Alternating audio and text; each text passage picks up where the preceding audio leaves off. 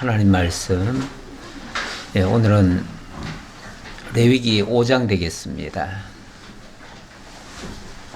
1절로 6절까지 우리 다 같이 교독을 하도록 하겠습니다.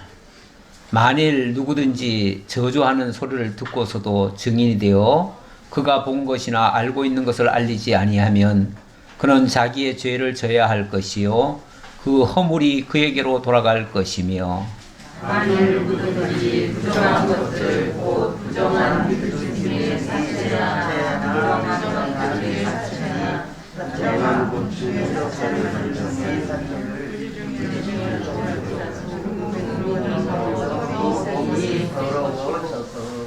만일 부지 중에 어떤 사람의 부정에 닿았는데 그 사람의 부정이 어떠한 부정이든지 그것을 깨달았을 때에는 허물이 있을 것이요, 만일 누구든지 스스로 맹세하여 악한 일이든지 선한 일이든지 하라고 말하면 그 사람이 받아야 할 것이 무엇이든지 그가 원하든지 못하든가 그것을 깨닫게 되었을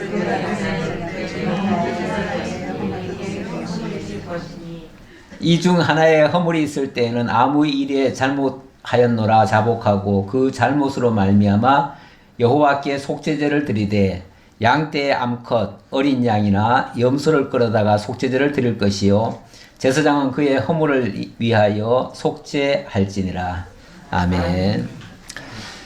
우리가 통독 훈련도 좀 해야 되는데 통독 훈련이 안 돼가지고 우리가 함께하는 읽기가 조금 어렵습니다. 그리고 이 레위기가 원래가 읽기가 조금 어려워요.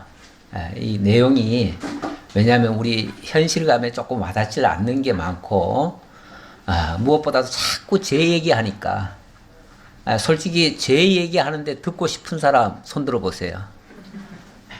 계속 죄를 지적하는데 듣고 싶은 사람 아마 없을 겁니다.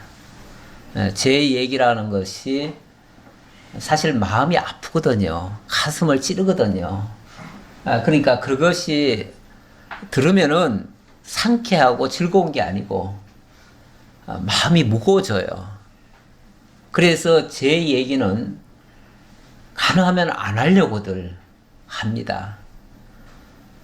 그런데 제 얘기를 안 하면은 제가 말하기 불편하다고 안 하면은 과연 우리 마음이 편안해지고 그걸로 문제가 해결될까?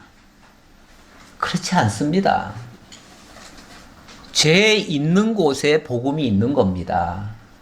그 죄 때문에 우리가 복음을 기다리게 되는 겁니다. 그 죄가 없으면 복음도 없는 겁니다. 그래서 복음을 듣기 위해서는 먼저 죄가 지적이 될 수밖에 없습니다. 조금은 불편할 수 있어요. 그래도 먼저 죄인임을 본인이 깨닫도록 그것이 들려져야 돼요. 그리고 그 앞에서 자기가 시인이 되어져야 돼요. 아, 그렇구나. 내가 정말 죄인이구나. 라는 사실이 증거가 될 때 비로소 복음이 정말 기쁜 소식으로 들려오게 되는 겁니다. 그래서 죄라고 하는 말에 너무 경색되지 않으시기를 바라겠습니다. 죄라고 하면 그래 당연하지. 나 죄인이야. 이렇게 먼저 자기 고백이 나오는 우리가 되었으면 좋겠습니다. 지금 사회적 참사 때문에 사람들의 마음이 다 사실은 좀 우울합니다. 이럴 때에 또 죄 얘기 안 하면은 좋겠지요. 안 하고 그냥 넘어가면 좋겠지요. 그게 치유가 되면은 되지요. 그런데 죄라고 하는 것은 토설치 아니하면 이게 사라지는 게 아니에요. 없어지는 게 아니에요. 오히려 깊이 뿌리 박혀가지고 이게 빠져나오질 않아요. 죄라고 하는 것이 얼마나 무서운 건데요. 그게 저절로 나오지 않습니다. 세월이 지난다고 빠지는 게 아니에요. 이거는 언제 어디서라도 계속 나올 수가 있습니다. 이것이 꼭 누구의 죄, 누구 때문의 죄가 아닙니다. 사실은 거슬러 올라가 보면 우리 모두의 죄일 수 있습니다. 예수님이 왜 그런 일이 있었잖아요. 여리고에선가요? 망대가 무너져가지고 뭐 열 몇 명이 갑자기 죽임을 당한 일이 있었어요. 그랬을 때에 사람들은 무슨 잘못이 일어나면, 무슨 문제가 불거지면 아, 이건 죄 때문이다, 이래가지고 먼저 죄 문제를 끄집어냅니다. 그래가지고 누구를 겨냥을 하지요. 그래서 누구를 향해서 저놈 때문이야 라고 그 사람을 지목하고 그에게 죄를 뒤집어 씌우지요. 일종의 희생양이 되는 거죠. 누군가에게 죄를 뒤집어 씌워가지고 자기들은 마치 아무 일 없는 것처럼, 자기들은 잘못이 하나도 없는데 저놈 때문에 그렇다고 그 어떤 희생양에게 그 모든 죄값을 밀어버리고, 그리고 자기들은 마음이 편안하려고 이런 시도를 합니다. 그래서 제 아들이 물었지요. 아유, 저 죄는 누구 때문일까요? 라고 했더니 예수님의 말씀이 너희도 회개하지 아니하면 이와 같이 망하리라, 이렇게 얘기하셨어요. 너희도 회개하지 아니하면 이와 같이 망하리라. 그 말은 물론 그 사람들이 죄가 전혀 없는데 그 사람들이 망했다, 이런 소리는 아닙니다. 누구든지 만약에 일이 잘못되면요, 다 내 탓이라고 생각을 해야 됩니다. 내 탓이 아닐 수가 없어요. 왜냐하면 나도 똑같은 그런 유형이 있거든요. 그런 모습이 있어요, 내게도. 그렇기 때문에 어떤 잘못된 것이 봤을 때 아, 저놈이 잘못됐다, 물론 직접적으로는 그 사람이 잘못됐을 수 있지만, 그러나 그걸 보면서 나의 죄도 들춰내야 되는 거예요. 그래서 그 문제가 일어났을 때 우리 모두의 책임이라는 것이 먼저 인식이 되고, 그 다음에 그 문제가 다시는 일어나지 않기 위해서 그 죄값을 또 찾기도 해야겠죠. 그거는 2차적인 거예요. 2차적인 거. 그래서 먼저는 너희도 회개하지 아니하면 이와 같이 망하리라, 이 말씀에 주의를 하셔야 됩니다. 그래서 아, 우리가 이렇게 다 죄인이구나. 저기에 죽은 사람이 남이 아니고 바로 나다. 내가 저기서 죽었다. 나도 그 길 가다 보면 죽을 수 있잖아요. 나도 그 밑으로 지나가다 보면 죽을 수 있는 거예요.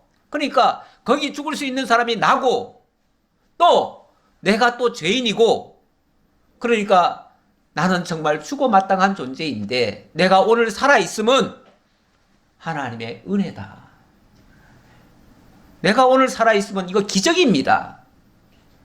어젯밤에 여러분들 다 수위 있고 관속으로 들어가는 거나 마찬가지입니다. 왜냐하면 여러분들 잠자리에 들어가셨죠? 잠자리에 들어가면 의식도 없을 수도 있어요. 그리고 안 깨어나면 그대로 죽음이에요. 그런데 오늘 아침에 다 깨어났어요. 살아난 겁니다. 어젯밤에 죽으셨다가 오늘 아침에 여러분 부활하신 거나 마찬가지입니다. 오늘도 하나님이 나에게 새 생명 주신 것은 엄청난 기적입니다. 내가 오늘 살아있음이 정말 기적입니다. 거기서 죽은 사람이 그날 아침에 오늘 저에게 내가 죽을 것이다 생각한 사람이 있습니까? 한 사람도 없습니다. 우리는 내일 어떻게 될지 모릅니다. 솔직히. 오늘 이렇게 다 살아있지만 내일은 우리가 어떻게 될지 모른다, 그 말입니다. 우리가 다 똑같은 모습이고, 다 똑같은, 죄로 말하면 다 죄인이고, 그 사람들이 그렇게 죽은 것처럼 우리도 죽어도 마땅할 수도 있어요. 그러니까 그런 모습이 그들에게만 경종을 울린 게 아니고 우리에게도 경종을 울린 거예요. 너희도 회개하지 아니하면 이와 같이 망하리라. 이 말씀이 오늘 우리에게도 계속해서 우리를 쳐주시는 하나님의 사인이에요. 날마다 우리 자신이 하나님 앞에 바로 서도록 하시려는 하나님의 오묘한 섭리예요. 거기에 먼저 어떤 사람이 희생됐을 뿐이에요. 우리를 대신해서 희생됐을 수도 있어요. 다시는 우리에게 그런 화가 오지 않게 하려고 그들이 먼저 희생을 당했을 수도 있어요. 그런 면에서 어떤 면에서는 고마운 분일 수도 있고요. 우리가 당해야 될 걸 먼저 당해준 거잖아요. 그래서 우리로 하여금 정신이 번쩍 나게 만드신 거 아니에요? 그런 면에서 희생양이 된 거죠. 우리는 그래서 그런 사람들을 보면서 우리 자신을 돌아보고 하나님 앞에 우리와 하나님과의 관계를 다시 한번 정립하는 그런 계기로 삼는다면 결과적으로는 우리 하나님은 어떤 희생을 통해서 많은 것을 유익되게 만드시려는 하나님의 오묘한 섭리일 수 있어요. 하나님이 쓸데없이 일 벌이시는 분이 아닙니다. 무슨 일이든지 의미 없이 일어나는 일은 하나도 없습니다. 다 지나놓고 보면 하나님의 깊으신 뜻이 있어서 이런 일도 있게 하시고 저런 일도 있게 하시고 죽게도 하시고 살게도 하시고 이렇게 하나님의 날마다 하나님이 우리와 함께 하시며 간섭하시며 우리의 삶을 인도해 가시는 그것을 우리가 느끼고 살면서 하나님 경외하는 우리 모두가 되어야 되겠습니다. 자, 오늘도 변함없이 레위기를 통해서 또 제사 이야기를 하네요. 제사는 기본적으로 죄값을 치르기 위한 일종의 의식입니다. 의식이기 때문에 당연히 죄 얘기가 나와야지요. 죄 얘기가 안 나올 수가 없습니다.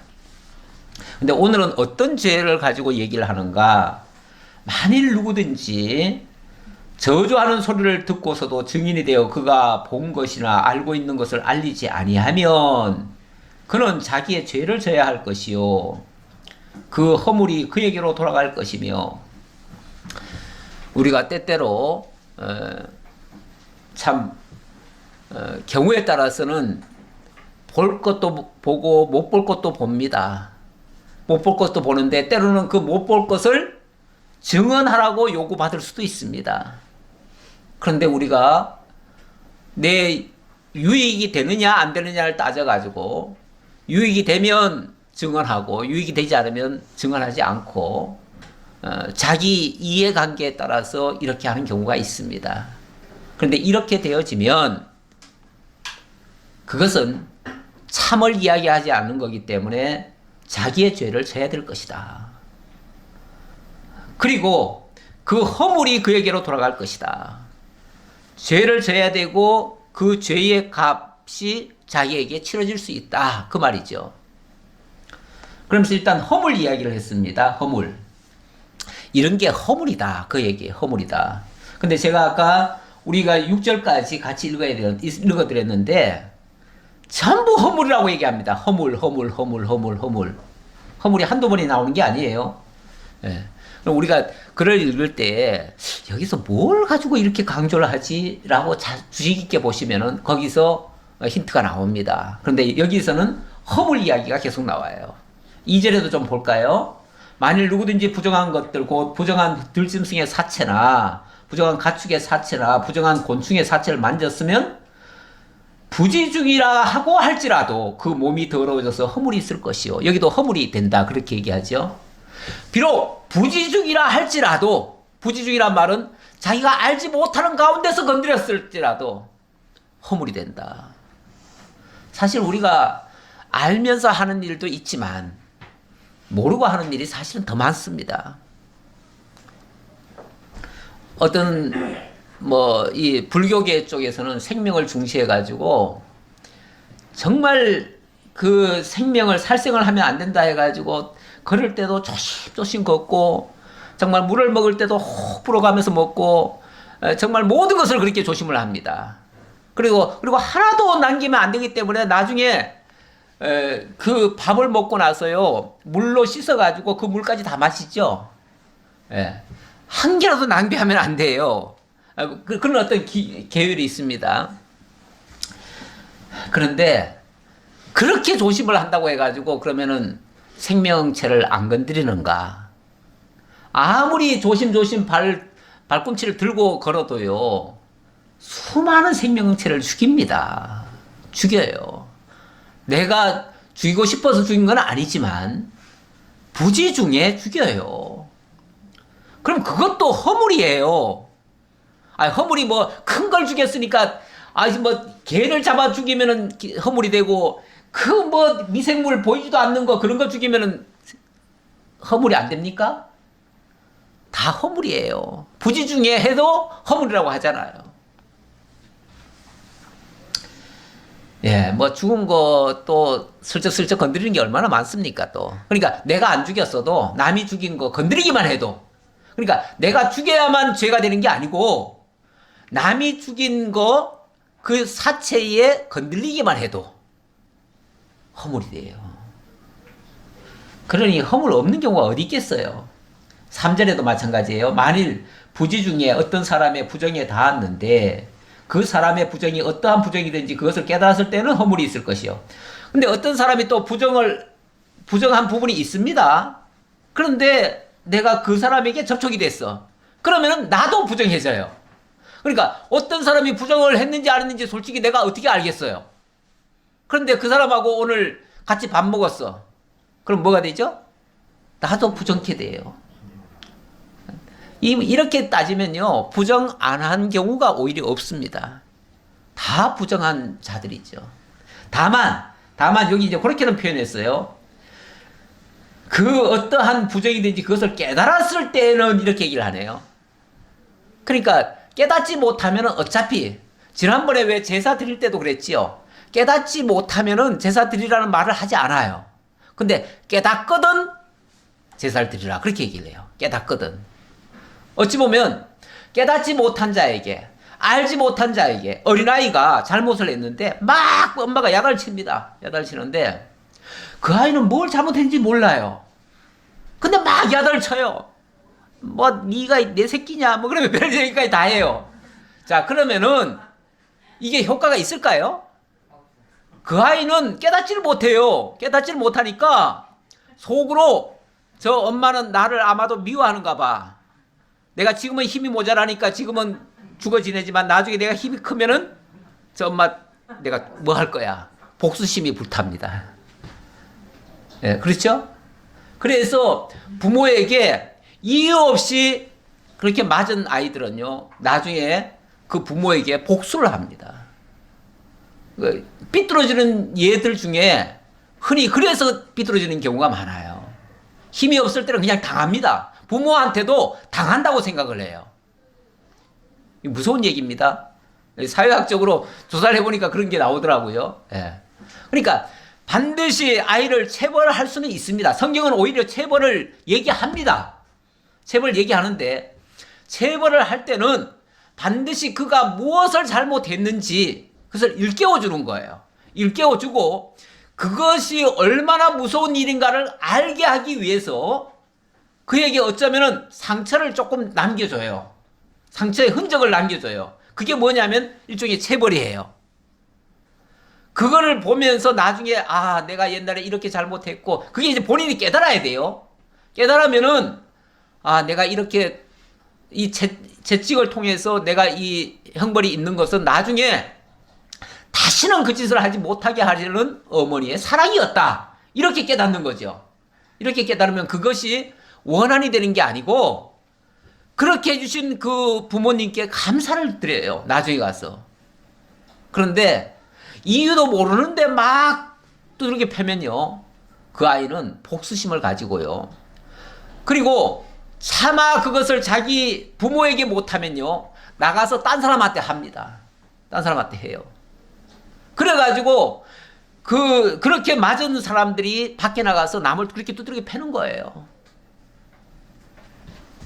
그런데 모든 것은 깨닫게 하는 게 중요합니다. 깨달아야 효과도 있습니다. 깨달으면 뭐 체벌 아니라 천하 없는 거라도 다 받아들입니다. 다 이해합니다. 결국은 체벌이 문제가 아니었고 깨닫지 못한 데서 일어나는 일들이 문제인 겁니다. 모든 것은 깨달아야 돼요. 깨달아야 되는데 우리 하나님께서도 깨닫거든 이렇게 하십니다. 깨닫거든. 그러면 허물인 줄 알고 그 허물이 있다면 그때는 하나님 앞에 제사를 드려라. 그 얘기 있잖아요. 그렇죠? 그러니까 허물 자체는 뭐 건드리는 것마다 다 허물인데 깨닫지 못하면 허물인 줄조차도 몰라요. 그런데 하나님은 그 허물인 것을 깨닫게 해줘요.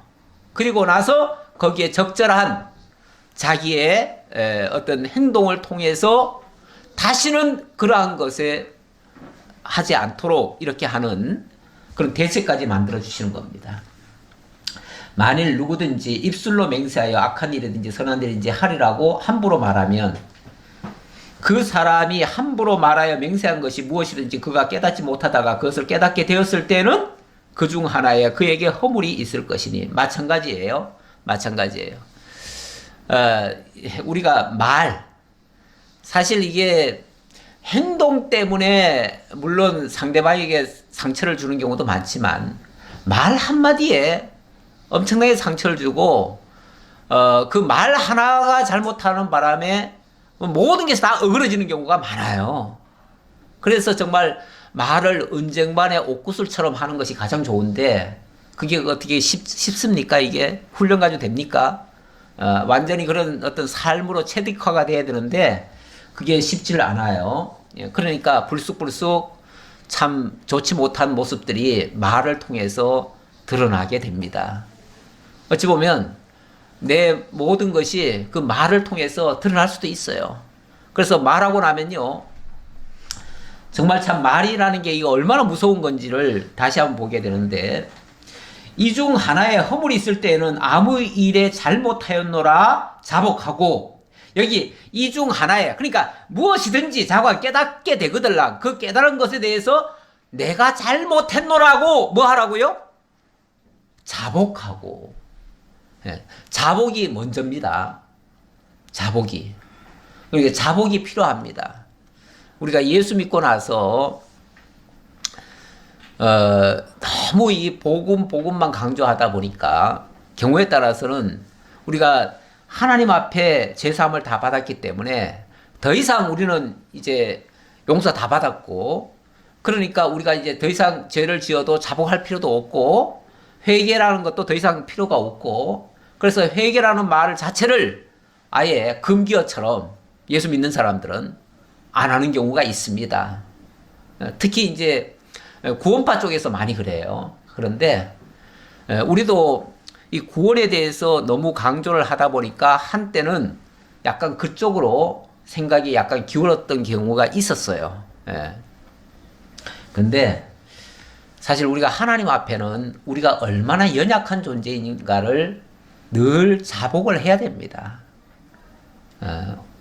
정말 하나님이 붙들어주지 않으면 나도 얼마든지 죄 아래 들어갈 수 있고요, 얼마든지 무너질 수 있다는 것을 다른 것을 보면서 느껴야 되는 겁니다. 느끼면은 하나님 앞에 자기가 얼마나 연약한 존재인가를 고백해야 되는 겁니다. 그렇잖아요? 거기서부터 하나님이 새롭게 위로하시고 용서하시고 또 다시 세워주시는 역사가 있는 겁니다. 그런데 자기는 전혀 무너뜨릴 생각 안 하고 자기는 아무 잘못이 없고, 그럼 뭐 새로 할 것도 없잖아요. 우리 하나님이 고쳐줄 것도 하나도 없잖아요. 그렇죠? 모든 건설은요, 헐어지면서부터 시작하는 겁니다. 헐고 나야 새로운 건설이 시작되는 거예요. 나라고 하는, 나 속에 있는 죄라고 하는 것이 이걸 먼저 빼내고 거기에 새로운 것으로 세워야지, 있는 그대로 어떻게 세워지겠습니까? 안 되는 것이죠. 깨끗하게 할 필요가 있는 거죠. 그래서 먼저 자복하고 그 잘못으로 말미암아 여호와께 속죄제를 드리되 양떼 암컷 어린 양이나 염소를 끌어다가 속죄제를 드릴 것이요 제사장 그의 허물을 위하여 속죄할지니라. 여기에 이제 그러니까 자복을 했으니까 분명히 허물이라고 하는 것이 인정한 거 아닙니까? 인정을 했으면 거기에 따르는 속죄 제물을 드려야 된다 그 말이에요. 속죄 제물을 드려야 되는데 그 속죄 제물이 바로 허물을 위한 속죄 제물이에요. 허물을 위한 속죄 제물. 그래서 이 말을 한문식으로 표현하면 속건제 이렇게 얘기를 합니다. 속건제. 지금 속건제 얘기하는 중이에요. 예. 허물에 대한 허물을 속해주는 제사 이 말이에요. 허물을 속해. 이 원래 건자가 이 허물건자입니다.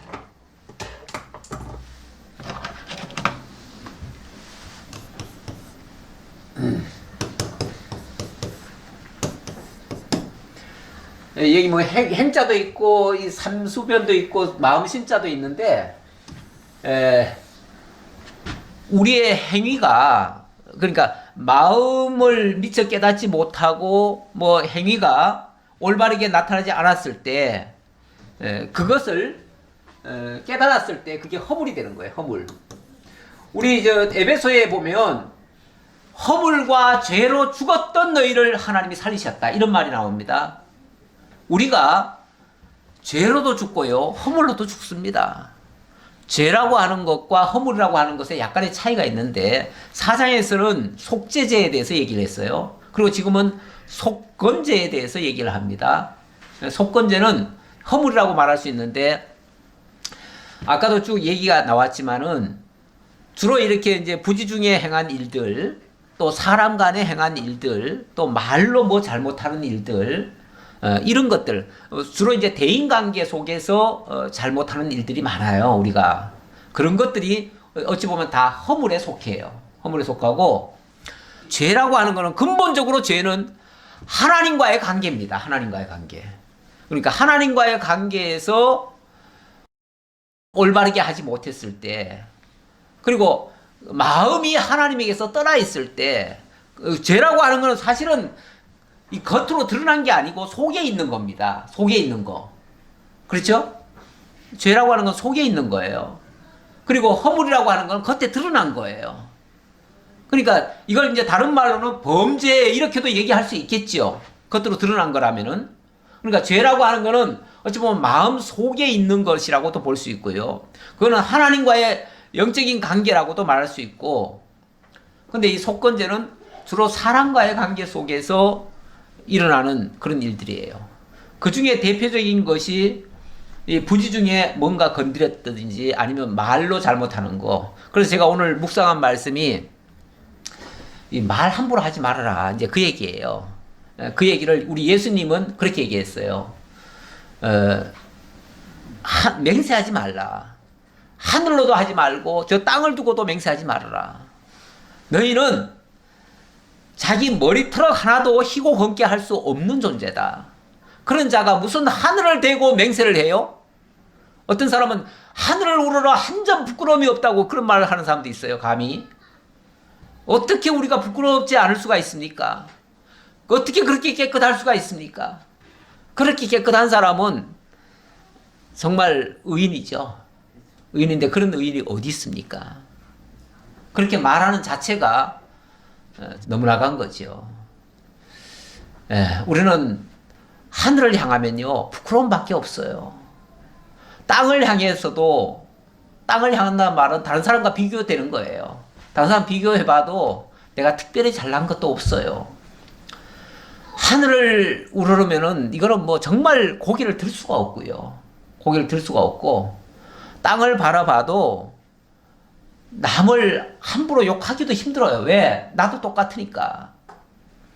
그래서 늘 어찌 보면 하늘을 보나 땅을 보나 뭘 보면은 내 죄가 드러나야 돼요. 내 죄가 드러나고 그래서 우리는 맹세하지 말라 그랬어요. 맹세하지 말라. 맹세한다는 말은 어찌 보면 큰 소리 친다는 얘기 아니겠어요? 예. 내가 이렇게 하겠노라 저렇게 하겠노라 자기 얘기하면 얼마 안 가서 자기의 연약함이 드러나고 자기의 무능함이 드러날 거예요. 그러면은 결국 하나님 앞에 부끄럽게 되고 부끄러운 정도가 아니라 그게 또 죄가 되는 거예요. 그러니까 우리가 함부로 맹세하지 말래요. 근데 우리가 가끔씩 맹세하는 경우가 있지요. 물론 하나님 앞에서 우리가 바르게 살겠노라고 이렇게 결심하는 것까지 하지 말라는 얘기는 아니고요. 하나님 앞에는 어찌됐든 우리가 정말 죄인으로서 하나님 앞에 나아가서 하나님의 은혜와 위로를 받고 하나님의 주시는 그 힘으로만 살겠나이다. 이렇게 하는 거야. 그건 좋은 맹세겠죠. 그런 맹세는. 근데 그거는 하나님께 전폭적으로 의지하겠다는 맹세 아니겠어요? 그러니까 그런 거는 필요하겠지만 내가 마치 뭐든지 다 해줄 것처럼 내가 뭐든지 다 할 수 있는 자인 것처럼 큰 소리 치는 것은 이거는 아닌 거죠. 있을 수가 없는 거죠. 그런데 이렇게 혹시 했다고 하면 그것도 또 죄가 된다는 거예요. 그러니까 우리는 뭘 가만히 있으면은 차라리 나은데 가만히 있을 수도 없고요. 뭔가를 하면 다 죄로 드러나고요. 오죽하면 사도 바울이 내가 한 것은 죄밖에 없노라 그러잖아요. 뭘 하면 다 죄가 돼요. 그래서 어떤 사람들은 아예 안 해야지. 안 하면 그럼 죄가 안 됩니까? 안 하는 것도 죄가 돼요. 그러니까 하나님이 힘을 줬는데 안 하는 것도 문제가 되고요. 하면 하는 대로 또 문제가 되고요. 그러니까 하기는 하되 늘 하나님 앞에서의 자세를 고쳐매고 그리고 이런 경우가 있죠. 이건 이제 루터가 한 말인데요. 지난주에 루터 얘기 제가 했었는데 루터가 뭐라고 그랬냐면 우리가 공중에 날아다니는 새가 내 머리를 위를 날아다니면서 내 머리에 똥을 싸는 것은 막을 수가 없다. 하지만 그 새가 내 머리에 와서 둥지를 틀고 새끼를 까는 것은 막아야 된다. 이런 말을 했어요. 그렇죠. 이 죄라고 하는 거는요. 마치 공중에 나는 새 같은 거예요. 이놈이 언제 어디서 나에게 충격을 줄지 몰라요. 길 가다가도 그냥 똥 맞을 수 있다니까요. 별의별 일에 우리는 다 당할 수 있어요. 그런데 그건 어찌 보면 다 지나가는 것들이에요. 지나가는 것들이 내 속에 들어와 가지고 아예 내 속에서 머리를 틀고 여기서 둥지를 틀고 여기서 새끼를 까는 것까지는 막아야죠. 그거는 용납하면 안 되죠. 그 새가 지나가면서 내가 거기 부딪히는 건 어쩔 수 없다 쳐도 그것들이 아예 내 속에 상조하는 것은 내가 막아야지요. 그렇죠? 그러니까 근본적으로 우리 하나님께서 우리에게 죄라고 하는 것을 늘 경고를 지금 하고 있는데 부지 중에 우리가 당할 수는 있습니다. 하지만 고의적으로, 계획적으로, 의도적으로 계속해서 그것을 마치 괜찮아 우리는 다 예수 믿었으니까 이제 다 구원받았으니까 우리는 괜찮아 이런 자세로 그냥 마구잡이로 받아들인다면 그것은 안 될 얘기다 그런 얘기예요. 그런 의미에서 하는 말이에요. 그러니까 이걸 깨달으면 하는 말은요. 그가 깨닫지 못하였다가 깨닫게 되었을 때 이 깨닫는다는 말은 늘 말씀 앞에서 자기를 비추는 거잖아요. 그렇죠? 늘 자기를 돌아보는 거잖아요. 그러니까 이 말씀이 없이는 우리는 자기를 볼 수가 없습니다. 거울이죠. 말씀이 어떤 면에서 거울이에요. 거울인데 우리가 저녁에 집에 가면 어쨌든 하루 동안에 묻었던 모든 발과 얼굴에 묻었던 손발에 묻었던 그 먼지들을 다 씻어냅니다. 그렇죠? 씻어내요. 그러니까 매일같이 죄 문제 같은 것도 어찌 보면 마치 씻어내듯이 그렇게 자기를 살피는 것이 필요하다 그 얘기예요. 그것이 아예 와서 아무렇지도 않아 나는 예수 믿으니까 상관없어 이렇게 하고 뻔뻔하게 나갈 게 아니고 늘 그래서 자기를 쳐서 복종시킨다는 이런 말씀도 있잖아요. 늘 하나님 앞에 말씀에 비추고 말씀을 통해서 자신을 돌아보는 일 이거는 끊임없이 우리가 병행해야 될 부분입니다. 예수 믿었다고 해서 구원받았으니까 다 끝났다 이거는 절대 아니다. 언제라도 우리는 자기를 돌아봐야 된다 이런 얘기고요. 자 계속 좀 진도 좀 나가봅시다. 7절은 만일 그의 힘이 어린 양을 바치는데 미치지 못하면 만일 그의 힘이 어린 양을 바치는데 미치지 못하면 그랬는데 앞에서 이런 속건제 예물은 뭘로 드리라고 했냐면 양떼 암컷 어린 양이나 염소를 드리라 그랬어요. 암컷을 드리라고 그랬네요. 원래 속죄제는 제물이 뭐죠? 수컷이에요. 수컷 어린 양이에요. 그런데 이 속건제는 암컷 어린 양이라고 하네요. 무슨 차이가 있을까요? 지난번에 제가 그런 표현을 했지요. 이 큰 죄라든지 또는 지도급에 있는 자들의 죄 이런 것들은 수컷으로 드려야 된다. 그렇게 얘기를 했고, 이 백성들의 저지른 죄에 대해서는 암컷으로 드린다. 그리고 또 화목제 같은 것은 암컷으로 드리기도 된다. 그건 상관이 없다. 암컷이나 수컷이나. 그러니까 암컷을 드릴 때는 사실은 뭐 암컷이나 수컷이나 상관이 없는데 여기 속건제는 암컷을 드리라고 하네요. 이거는 어찌 보면 이 백성들 간에 이제 저질러진 죄 때문에 그런 건데, 이 백성들 간에 저지른 죄는 인간들끼리의 죄예요. 쉽게 말하면 인간들끼리의 죄인데, 하나님 앞에서 모든 백성은 마치 이제 좀 그게 표현상 좀 듣기가 어떨지 모르겠는데, 하나님이 남편이라면 우리 백성을 아내라고 표현을 하고, 그리스도를 남편이라고 얘기하면 우리를 그의 신부라고 얘기를 하고, 하나님은 또 아버지라고 얘기하면 우리는 그의 자녀라고 얘기를 해요.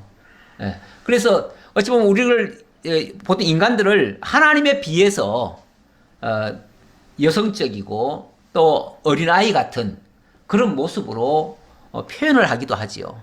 그래서 제물을 드릴 때 그런 의미를 담았을 것이다. 이렇게 추정을 하는 겁니다.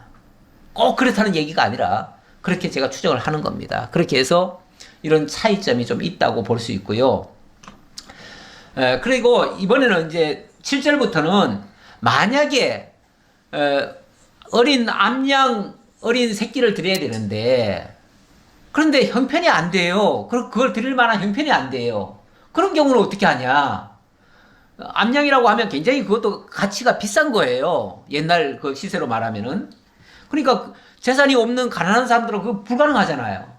그런 경우는 그가 지은 죄를 속죄하기 위해서 산비둘기 2마리나 집비둘기 새끼 2마리를 여호와께로 가져가되, 이렇게 얘기를 합니다. 괜찮다.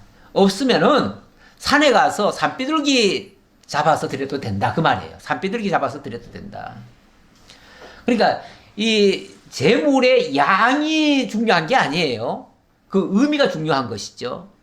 그러니까 산비둘기도 뭐 원래는 이제 집비둘기로 드리면 좋겠지만 집비둘기도 없는 사람이 있잖아요. 그런 사람은 산에 가서 산비둘기라도 잡아서 드릴 수도 있다. 길거리 가다가 비둘기 날아가면 그거 잡아다가 드려도 된다. 그 말이죠. 예. 그렇게 해서 비둘기로 드려도 된다. 그 말이고요. 그 다음에 11절 봅시다. 만일 그의 손이 산비둘기 2마리나 집비둘기 2마리에도 미치지 못하면 그의 범죄로 말미암아 고운 가루 10분의 1 에바를 예물로 가져다가 10분의 1 에바. 근데 나는 산비둘기 잡으려도 힘도 없고요. 아무것도 없어요. 그러면은 집에 있는 곡식으로 한 대박 떠다 드려도 된다. 그 얘기야. 10분의 1 에바니까 한 에바가 한 마리라고 하면 이거는 한 대박이 되는 거죠. 이제 한 대박을 드려도 된다. 그 말이죠. 그리고 거기에 이제 뭐 어떻게 방식은 여러 가지 얘기하는데, 그거는 뭐 이미 앞에서 다 얘기했기 때문에 별 상관없는 얘기예요. 그래서 이거는 형편에 따라서 그냥 제물 드리면 된다. 제물의 양이 중요한 게 아니다. 그 제사 드려지는 그 제사의 의미가 중요한 것이고 그 대상이 누구냐가 중요하다. 그 얘기죠. 그 다음 14절. 여호와께서 모세에게 말씀하여 이르시되 누구든지 여호와의 성물에 대하여 부지 중에 범죄하였으면 여호와께 속건제를 드리되, 여기 이제 속건제라고 표현을 했네요. 네가 지정한 가치를 따라 성소의 세겔로 몇 세겔 은에 상당한 흠없는 순양을 양떼 중에서 끌어다가 속건제로 드려서 성물에 대한 잘못을 속죄하되 그것에 5분의 1을 더하여 제사장에게 줄 것이요. 자, 여기는 조금 다른 게요. 앞에서와 다른 것이 이건 여호와의 성물에 대하여 범죄했을 때 요 말이에요. 자, 우리가 이제 부지 중에 하는 일 중에 사람들 관계에서 하는 일이 있고 또 하나님을 섬긴답시고 하다가도 잘못할 수도 있잖아요. 그러니까 이거는 여호와께 성물에 대하여 잘못했을 때. 그런데 여호와의 성물에 대해서 잘못했으면 이거는 여호와께 잘못하는 셈이잖아요. 그렇죠? 여호와께 잘못한 셈이니까 여기에는 제물이 뭘로 들어가요? 수컷이 들어간다. 이렇게 얘기를 하죠. 수컷이 들어간다.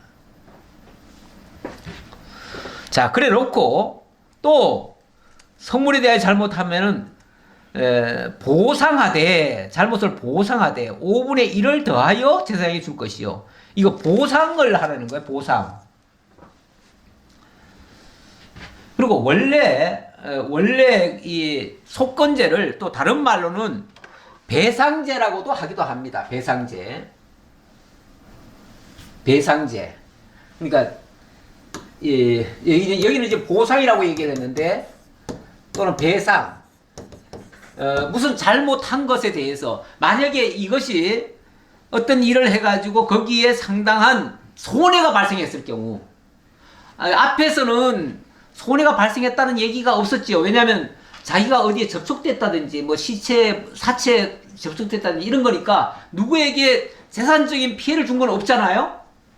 그런데 재산적인 피해를 줬을 경우, 그 말이에요. 줬을 경우에는 반드시 거기에 따르는 배상을 해야 됩니다. 배상을 해야 되는데 이 배상은 5분의 1을 5배를 더하든지 2배를 더하든지 뭐 이렇게도 얘기를 하라고 그랬어요. 물론 요 앞에 얘기는 조금 또 다르기도 다른데, 예. 6장 볼까요? 6장.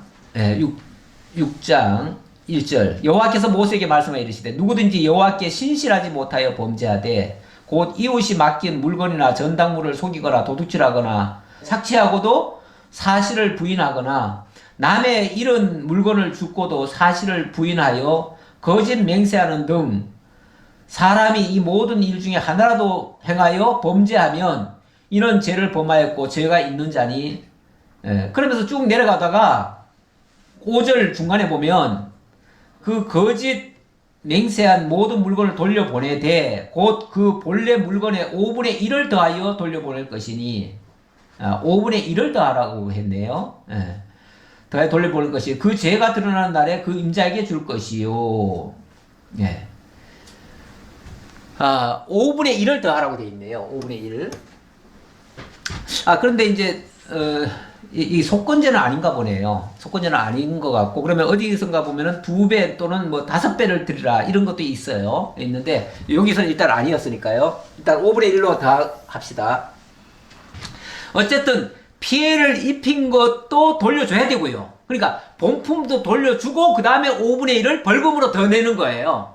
그렇죠? 근데 이 세상 법정에서는 가만히 보니까요, 저지른 범죄보다 벌금이 더 싼 예가 너무 많아요. 희한하게. 이번에 이태원 호텔 옆에 거기가 원래는 상당히 좀 넓은데, 예를 들어서 원래는 한 5m 정도 될 텐데, 그거를 거기다 가건물을 막 지어가지고 한 3.2m로, 제일 좁은 데는 3.2m밖에 안 된대요. 이렇게 좁아들었대요. 그러면은 거기 가건물이 불법 가건물이 많이 있는 거거든요. 근데 그거에 대해서 벌금을 물렸어요. 물렸는데 지금까지 벌금 물린 게 그렇게 많지 않아요. 많지 않으니까 그 사람들이 어떻게 생각을 하냐면, 차라리 벌금 물고 계속 쓰는 게 나아, 이렇게 생각을 하는 거예요.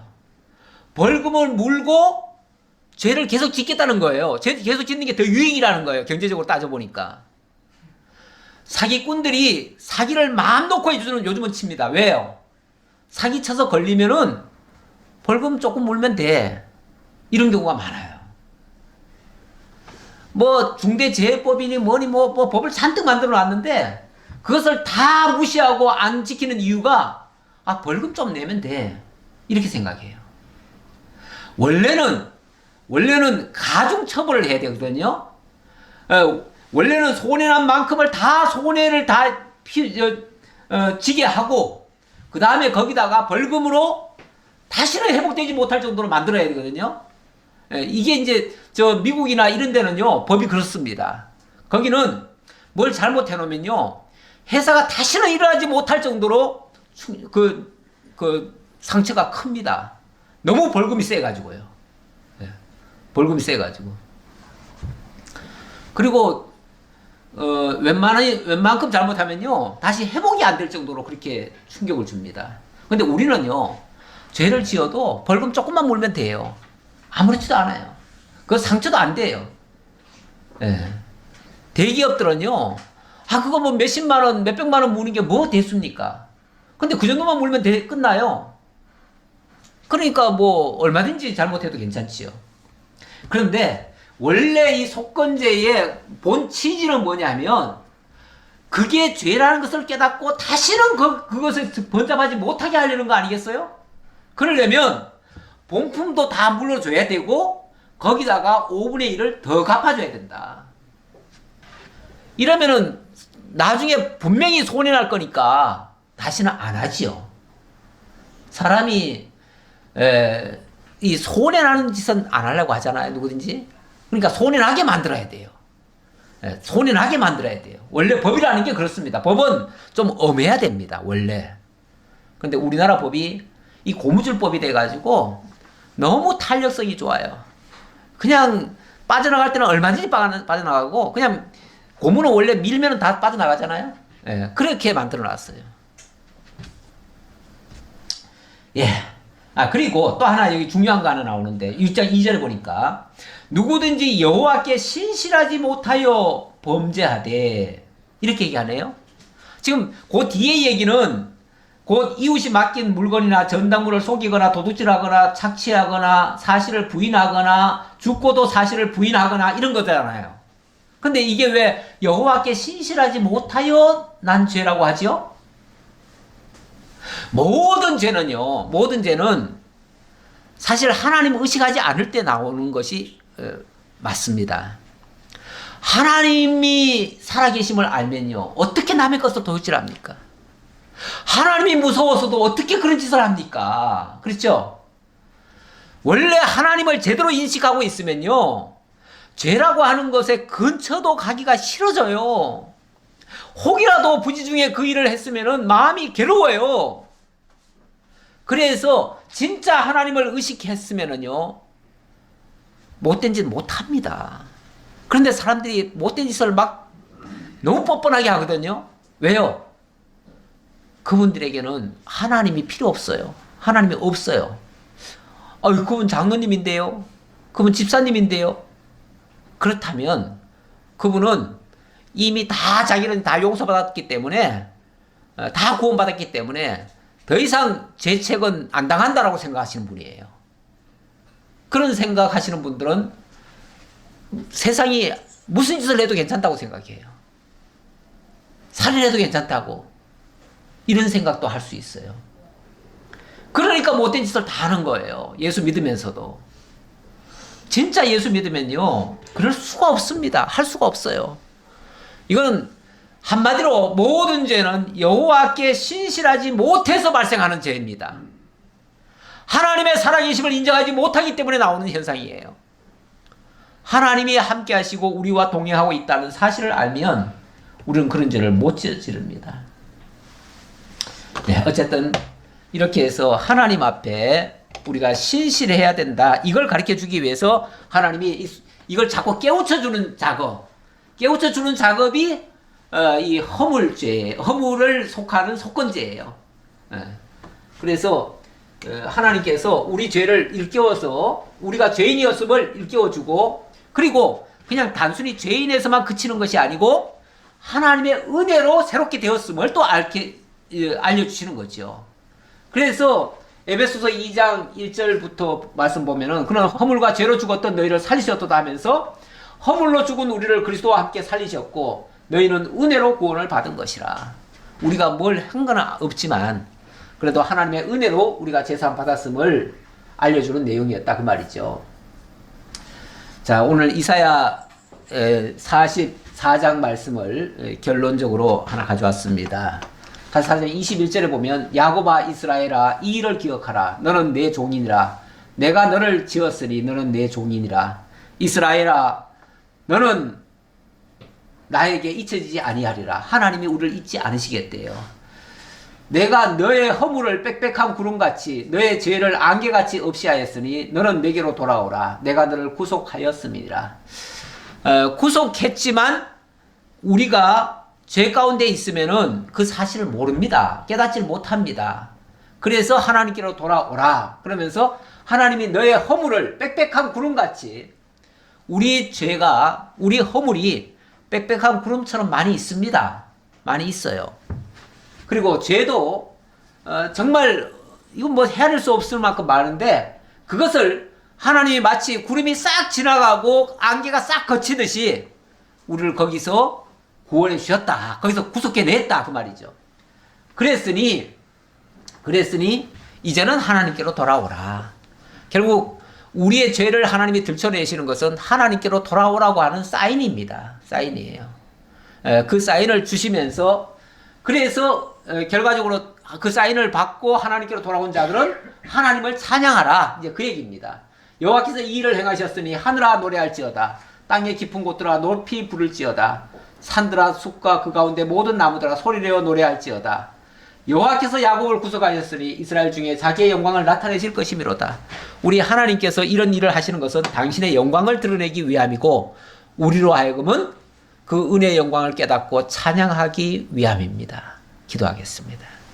아버지 하나님 감사합니다. 우리 하나님 분명히 살아계시고 이 세상 만사를 다 주관하시고 모든 인류 역사까지 다 진행해 가시는 하나님이신 것을 깨닫게 하시니 감사합니다. 우리가 죄인임을 들춰내시려고 때때로 우리들 주변에 어려운 일들이 발생하고 그 문제로 인하여 우리가 죄인임을 다시 한번 깨닫습니다. 그리고 하나님의 은혜임을, 오늘 살아있으면 하나님의 은혜임을 다시 한번 기억합니다. 이 은혜 속에서 늘 강건하고 또 하나님의 영광을 발견해서 늘 하나님 찬양하며 살아가는 저희 모두가 되게 하옵소서. 슬픔을 당한 모든 국민들에게 또 그 모습을 보면서 안타까워했던 모든 자들에게 하나님의 크신 위로와 평강이 있기를 간절히 바라오며 모든 걸 감사드리옵고 예수님 이름으로 기도하옵나이다. 아멘.